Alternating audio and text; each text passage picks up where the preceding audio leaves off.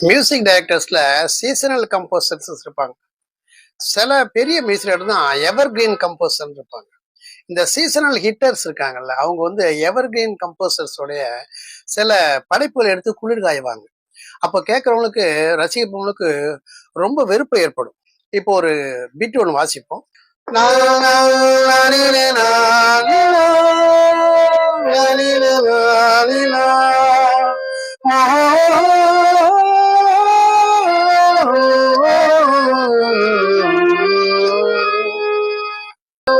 நான் பாடி வந்தேன் ஒரு நாளும், நாம் பழகி வந்தோம் தினகாலம்.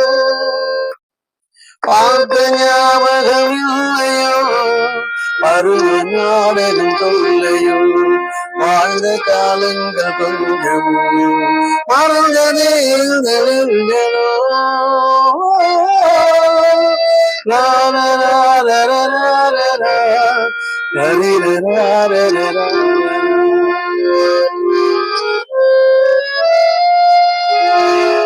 இந்த அற்புதமான மெலடிய எந்த காலம் ஆனாலும் மறக்க முடியாது. ஆனா அசலுங்கிற ஒரு திரைப்படத்துல அந்த மியூசிக் டைரக்டர் ஏ துஷந்தா உன் சகுந்தலா தேவி வந்தா அப்படிங்கிற பாட்டுல போய் அந்த பல்லையில கொண்டு போய் இந்த சரணத்தை வச்சாக்கா மயில் தொகையும் வான்கோழி தொகையும் ஒன்னா கட்டின மாதிரி இருந்துச்சு.